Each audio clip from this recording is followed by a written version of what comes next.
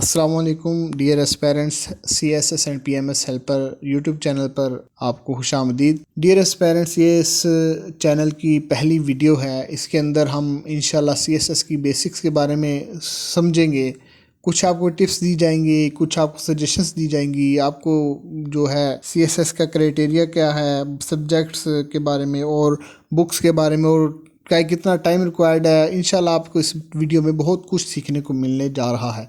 अगर आप CSS करना चाहते हैं तो ये वीडियो आपके लिए बहुत ही मुफीद साबित हो सकती है। तो आइए चलते हैं जनाब, CSS को क्रैक करते हैं। CSS जो है वो सेंट्रल सुपीरियर सर्विसेज एग्ज़ाम है, कॉम्पिटिटिव एग्ज़ाम है जो कि हर साल FPSC कंडक्ट करती है।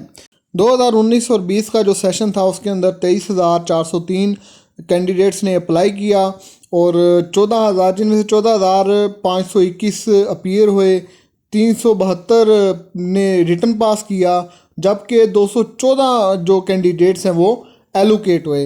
यानी कि पासिंग रेशो इसका 2.4% और 3% के दरमियान है। ये इतना डाटा एग्ज़ाम है जनाब, इससे भी आप अंदाज़ा लगा सकते हैं। ये एग्ज़ाम देने के बाद जनाब आपकी जो पोस्टिंग होती है, पाकिस्तान के जो ब्यूरोक्रेसी के 12 ग्रुप्स हैं जिनमें पुलिस सर्विसेज है, फॉरेन सर्विसेज है, DMG ग्रुप है, पोस्टल सर्विसेज ग्रुप है, कस्टम सर्विसेज ग्रुप है। इस तरह यानी कि 12 ग्रुप्स हैं जिनके द्वारा आपकी पोस्टिंग CSS के एग्ज़ाम क्लियर करने के बाद होती है। और यानी कि आप पुलिस में ASP लगते हैं, AC बन जाते हैं और असिस्टेंट डायरेक्टर बन जाते हैं। यानी कि 17th ग्रेड से आपकी जो वो जॉब स्टार्ट होती है, आप ब्यूरोक्रेसी के अंदर शामिल हो जाते हैं पाकिस्तान की। अच्छा जी, ये एग्ज़ाम जो है इसके लिए एजुकेशन कितनी चाहिए? तो जनाब इसके लिए आपको 14 साल पढ़ना पड़ेगा जी। आप बैचलर्स हैं तो आप ये इस एग्ज़ाम में अपीयर हो सकते हैं जी जनाब। अगर आप BA हैं या BSc हैं या BScs हैं, ADP की हुई है, तो आप इस एग्ज़ाम के अंदर अपीयर हो सकते हैं। डियर एस्पिरेंट्स, अब आए कि इसमें सब्जेक्ट्स कौन कौन से हैं। इसमें जनाब 12 सब्जेक्ट्स हैं और 6 इसके अंदर कंपलसरी हैं और 6 ऑप्शनल हैं। 6 जो कंपलसरी सब्जेक्ट्स हैं ना, उसमें पहले नंबर पर इंग्लिश ऐसे आता है। ये जो इंग्लिश ऐसे है ना, ये बंदे के जनाब 14 तबक रोशन कर देते हैं। 10 ऐसे होते हैं, एक ऐसे लिखना होता है 2500 से 3000 वर्ड्स का। और इसके बाद जो पेपर होता है वो होता है प्रेसी एंड कंप्रीहेंशन का। ये भी बड़ा जनाब बहुत टफ पेपर होता है। फिर इस्लामियात का है। ये जो 3 पेपर हैं, ये 3 पेपर इस्लामियात, प्रेसी एंड कंप्रीहेंशन, इंग्लिश ऐसे, ये जो 3 पेपर है ना कंपलसरी में, ये CSS कह लें कि अगर जो बंदा ये क्लियर कर सकता है वो पूरा CSS क्लियर कर सकता है, क्योंकि ये सबसे मुश्किल 3 पेपर ये 3 पेपर हैं। और बाकी जो 3 पेपर हैं, करंट अफेयर्स, पाकिस्तान अफेयर्स और जनरल साइंस एंड एबिलिटी, ये जो 3 पेपर हैं, इन तीनों पेपरों को इकट्ठा कंसिडर किया जाता है। यानी कि 300 नंबर होते तो ये अलग-अलग हैं, तीनों अलग-अलग ये पेपर होते हैं। 3-3 घंटे का एक पेपर होता है, लेकिन इसकी जो नंबर मार्किंग स्कीम है उसमें ये है कि 300 नंबरों का पेपर एक कंसीडर किया जाता है। इनमें से यानी कि आपको 40% मार्क्स टोटल 300 में से 40% मार्क्स लेने होते हैं आपने। मिसाल के तौर पर अगर पाकिस्तान अफेयर के अंदर आपके कम है मार्क्स और करंट अफेयर्स और जनरल साइंस एंड एबिलिटी के मिला के अगर आपके 40% बनते हैं तो आप इसके अंदर पास कंसीडर किए जाते हैं। अब जैसे कि शानजा फाइक हैं जो कि ये 2019 की शायद टॉपर हैं, तो इनके पाकिस्तान अफेयर के अंदर जो है 27 मार्क्स आए थे। तो ये होता ही है कि अगर आपके एक सब्जेक्ट में कम है और बाकी 2 में यानी कि ज़्यादा हैं और आपके टोटल मिला के 40% मार्क्स हैं तो आप पास कंसीडर किए जाते हैं। बाकी इंग्लिश ऐसे का भी अलहदा 40% आपको लेना पड़ता है। प्रेसी एंड कंप्रीहेंशन में भी 40% अलहदा लेना पड़ता है। इस्लामियात में भी आपको 40% अलहदा मार्क्स हासिल करने पड़ते हैं। अच्छा जनाब, आप देखेंगे इसकी मार्किंग स्कीम क्या है। इंग्लिश ऐसे का जो है वो एक पेपर होता है, वो 100 नंबरों का होता है कि ऐसे उसमें आपने लिखना होता है। बाकी जो 5 सब्जेक्ट्स हैं उनमें आपको 20 नंबरों के MCQs आते हैं और 80 मार्क्स का जो है वो सब्जेक्टिव पेपर होता है, जिसमें आपको जनाब 7 क्वेश्चंस दिए जाते हैं और उनमें से आपको 4 अटैम्प्ट करने होते हैं। ये जनाब FPSC की बड़ी मेहरबानी है कि उन्होंने 2 क्वेश्चंस की चॉइस आपके लिए छोड़ दी है। फिर जनाब आते हैं ऑप्शनल सब्जेक्ट्स में। 6 ऑप्शनल सब्जेक्ट्स होते हैं जो कि आपको मुख्तलिफ ग्रुप्स दिए जाते हैं FPSC की तरफ से। हर ग्रुप में से आप एक सब्जेक्ट जो है वो चूज़ कर सकते हैं और कुछ सब्जेक्ट्स ऐसे हैं जो कि 200 नंबरों के होते हैं। ठीक है, जो 200 नंबरों के सब्जेक्ट्स होते हैं वो 2 सब्जेक्ट कंसीडर किए जाते हैं। मिसाल के तौर पर IR का 200 नंबरों का जो है वो सब्जेक्ट है, तो आपको इसके IR के 2 पेपर आएंगे। वो आएंगे अलग-अलग, लेकिन वो एक ही सब्जेक्ट है और उनके जो है आप कह लें कि वो 2 अलग-अलग एज ए सब्जेक्ट आपको आपके कंसीडर किए जाते हैं। मिसाल के तौर पर अगर आपने एक 200 नंबरों का सब्जेक्ट चूज़ किया है तो आपको फिर बाकी 4 और सब्जेक्ट ऑप्शन में से चूज़ करने पड़ेंगे 100 नंबरों के। तो ये इसकी जो है मार्किंग स्कीम इसकी इस तरह है कि 33% मार्क्स वाला जो है इसमें पास है। लेकिन बात यहाँ पर ख़त्म नहीं होती। बात कुछ यूँ है कि जनाब ओवरऑल जो है आपके मार्क्स वो आने चाहिए 50%। 1200 में से आपके 600 मार्क्स आने चाहिए ये CSS एग्ज़ाम क्लियर करने के लिए। इसी तरह मेरा एक बहुत ही प्यारा दोस्त है, उसके साथ हुआ था, उसने सारे सब्जेक्ट्स क्लियर कर लिए, लेकिन क्या हुआ कि 14 नंबर जो है उसके 600 में से कम थे और वो फेल हो गया। अब जनाब आते हैं कि जी रिकमेंडेड बुक्स जो है वो FPSC की तरफ से दी जाती हैं। आपको बताया जाता है कि ये रिकमेंडेड, हर सब्जेक्ट की आपको रिकमेंडेड बुक्स सिलेबस के नीचे दी जाती हैं, लेकिन वो सारी की सारी नहीं पढ़नी होती।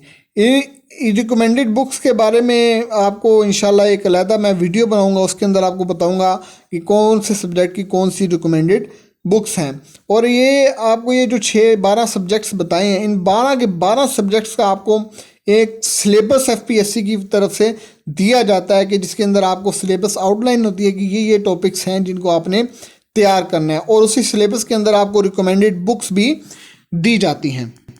अब चलते हैं जनाब के इसके अंदर पीरियड कितना रिक्वायर्ड है। पीरियड के बारे में काफ़ी लोग मुख्तलिफ बातें करते हैं, तो ये डिपेंड करता है आपके कैलिबर पे कि आपकी कैपेसिटी है, और दूसरा ये कि आपका बैकग्राउंड नॉलेज कितना है, आपकी स्कूलिंग कैसी है, और आपकी फैमिली पे भी बड़ा डिपेंड करता है। अगर आप ऐसी फैमिली से ताल्लुक़ रखते हैं कि जो कि जिसमें पढ़ने पढ़ाने का एक कल्चर है, बुक रीडिंग का एक कल्चर है, और आपकी स्कूलिंग एक अच्छी हुई है, तो फिर तो आपको कह लें कि एक मुख्तात अंदाजे के मुताबिक 8 मंथ्स आपको लग सकते हैं।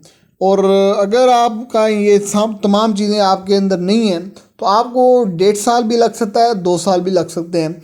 और फिर भी मैं आपको फिर एक बार दोबारा बता दूं कि टाइम पीरियड की इसके अंदर कोई वो कह लें कि हद नहीं है, आपके ऊपर डिपेंड करता है। आप चाहें तो आप इसको कम अज़ कम 6 माह 8 माह और ज़्यादा से ज़्यादा 1.5 साल और 2 साल के अंदर भी इसको आप कोप अप कर सकते हैं। अच्छा जी, फिर बात आ जाती है कि एकेडमी ज्वाइन करें या ना करें, तो इसके बारे में भी बहुत बातें 100 बातें हैं। तो इसमें के बारे में मैं आपको ये बता दूं कि आप एकेडमी लाजमी ज्वाइन करें, लेकिन उसके कुछ आपको उस दौरान आपको कुछ बातों का ख्याल रखना पड़ेगा। एक तो एकेडमी आप अच्छी ज्वाइन करें, आप कुछ रिव्यूज़ देखें इंटरनेट पर एकेडमीज़ के बारे में, ठीक है। जो लोग पहले ज्वाइन कर चुके हैं एकेडमी, जो CSS कर चुके हैं या जो एकेडमीज़ जा रहे हैं, उनसे वो एकेडमी के बारे में पूछें, हाँ भाई आपकी एकेडमी कैसी है। तो जो एकेडमी आपको अच्छी लगे, सूट करे, वो आप ज्वाइन करें। फिर एकेडमी के अंदर जाने के बाद आपको आपको एक बात याद रखनी है कि आप टीचर ने आपको नहीं करवाना, बल्कि आपने टीचर से जो जितना आप काम टीचर से निकलवा सकते हैं वो आप पर है। अगर आप टीचर को अपनी असाइनमेंट से ज़्यादा चेक कराएंगे तो आपका फ़ायदा ज़्यादा होगा। आप जितना टीचर से ले सकते हैं ना, उतना आप लें, क्योंकि जनाब आपको कोई टीचर ये नहीं कहेगा कि जनाब आप मेरे पास आ जाओ, मैं आपको समझाता हूँ। आपने समझना है। आपको कोई टॉपिक, कोई कॉन्सेप्ट नहीं क्लियर, तो आप क्लास लेने के बाद टीचर के पास जाएं, उसे बताएं कि मुझे इस बात की समझ नहीं आई। अपनी असाइनमेंट्स रेगुलर चेक कराएं, अपनी एवेल्यूएशन कराएं, आप कितने पानी के अंदर हैं। तो और दूसरी बात यह कि क्लास के जो नोट्स बताते हैं टीचर्स, वो आप लाजमी नोट करें, ठीक है।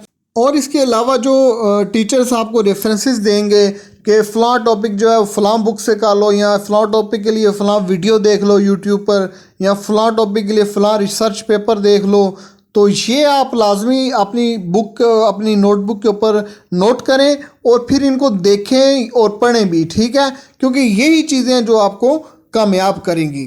और उसके अलावा आप, अब ये भी एक बहुत बड़ा सवाल किया जाता है कि ऑप्शनल सब्जेक्ट्स को कैसे सेलेक्ट किया जाए, इसके ऊपर एक अलग से वीडियो भी बनाएंगे इंशाल्लाह। तो ऑप्शनल सब्जेक्ट सेलेक्ट करने के लिए एक तो आप अपना इंटरेस्ट देखें कि आपका इंटरेस्ट किस सब्जेक्ट के अंदर ज़्यादा है और आप की स्कूलिंग किन सब्जेक्ट्स के अंदर अच्छी है। और फिर एक चीज़, स्कोरिंग ट्रेंड भी एक बहुत चला हुआ है कि जिस स्कोरिंग ट्रेंड को देखा जाए। देखिए, स्कोरिंग ट्रेंड की जहाँ तक बात की जाए तो अनसर्टेनिटी इतनी ज़्यादा है एफपीएससी में कि एक सब्जेक्ट कई सालों से बहुत अच्छा उसके अंदर मार्क्स आ रहे होते हैं, हो सकता है जिस साल आपने देना हो उसके अंदर वो उसका स्कोरिंग ट्रेंड उस साल कुछ और ही हो। तो ये बात आप जो है इस बात को पल्ले से बांध लें कि आप अपना इंटरेस्ट लाजमी देखें, अपनी स्कूलिंग देखें कि इन सब्जेक्ट्स में आपकी स्कूलिंग अच्छी है। और दूसरा ये कि देखेंगे कौन से सब्जेक्ट्स आसान हैं। तो ये देखने के लिए आप सिलेबस से कंसल्ट करें, ठीक है। आप सिलेबस, जो सब्जेक्ट्स आपने लिस्ट आउट किए हैं कि ये सब्जेक्ट्स मैंने ऑप्ट करने हैं, ठीक है, तो आप उनके कुछ टॉपिक्स जो है ना हल्के से सरसरी से आप इंटरनेट पर देख लें, उन पे कोई एक आध वीडियो देख लें, ठीक है। फिर आप उनके पास्ट पेपर्स देख लें। तो इस तरह सोच समझ कर जो है आपने ऑप्शनल सब्जेक्ट्स आप चूज़ करें, ठीक है। फिर एक इसके ऑप्शनल सब्जेक्ट्स के ऊपर इंशाल्लाह हम एक अलग से वीडियो भी बनाएंगे। फिर आए जी नोट्स मेकिंग, नोट्स कैसे बनाएं। नोट्स बनाने के वाले से भी एक अलग से वीडियो बनाएंगे, लेकिन आपको बताता चलूँ कि नोट्स जो बनाएंगे आप, वो जो एक्चुअल जो एक मिसाल के तौर पर अगर एक पेज है उसमें से आपने नोट्स बनाने हैं तो आप उस पेज का 1/4 जो है वो उसके आप नोट्स बनाएंगे, ठीक है। यानी कि उसके अंदर से आप जो एक्सट्रैक्ट करेंगे, जो चीज़ें निकालेंगे, वो बाद में आपके पर 1/4 ऑफ दैट पेज बने, तो फिर आपके वो नोट्स कंसाइज होंगे। कम से कम 1/4 हो और ज़्यादा से ज़्यादा 1/3, इससे ज़्यादा के नोट्स, शॉर्ट नोट्स वो फिर नहीं होते, वो लॉन्ग नोट्स में आ जाते हैं, ठीक है। लेकिन फिर भी आपने ख्याल ये रखना है कि आपने कोई ज़रूरी चीज़ उसमें से मिस नहीं करनी। लेकिन इसके ऊपर हम इंशाल्लाह एक तफसीली वीडियो बनाएंगे। फिर इसके अलावा आप डेली जो है न्यूज़पेपर पढ़ें, लेकिन इसको आप अपने ऊपर इतना हावी ना कर लें कि आप सिर्फ न्यूज़पेपर ही सुबह से लेकर रात तक पढ़ते रहें। आपने और सब्जेक्ट्स को भी प्रॉपर टाइम देना है। बाकी डेली न्यूज़पेपर कैसे पढ़ें, कौन सा पोर्शन पढ़ें, वो भी इंशाल्लाह इसकी भी हम आपको एक अलहदा वीडियो में डिटेल से बताएंगे। फिर आप करंट अफेयर्स आपके इससे डेली हो जाएंगे। इंग्लिश को आपने जो है ना वो डेली बेसिस पर करना है। इंग्लिश का कुछ ना कुछ आपने डेली बेसिस पर करना ही करना है, अगर नहीं करेंगे तो रह जाएंगे इंग्लिश में। तो ये डियर व्यूवर्स, इसके अलावा आखिर में आपको ये भी मैं बताता चलूँ कि अपनी इवैल्यूएशन के लिए मॉक एग्ज़ाम्स लाजमी दें। मॉक एग्ज़ाम्स देने से आपकी एक तो आप एग्ज़ाम में बैठते वक्त आप थोड़ा रिलैक्स महसूस करेंगे, क्योंकि जब आप एक पहले से ही एक स्ट्रेसफुल मरहले से गुजर जाएंगे तो फिर आपके लिए एग्ज़ाम में बैठना किसी हद तक आसान हो जाएगा। तो डियर व्यूवर्स, ये थी हमारी आज की वीडियो। तो आप, अगर आपके कुछ पल्ले पड़ा है तो हमें बताएं, और अगर आप को फिर भी कुछ कन्फ्यूजन है आप वो भी हमसे पूछ सकते हैं। और आप हमें बताएं कि हमारी वीडियो आपको कैसी लगी, और आप ये भी बताएं कि मज़ीद हम किन किन टॉपिक्स पर, किन किन चीज़ों पर वीडियो CSS के हवाले से बनाएं। अपना फीडबैक ज़रूर दें। इसको लाइक करें, शेयर करें, कमेंट करें, सब्सक्राइब करें हमारे चैनल को।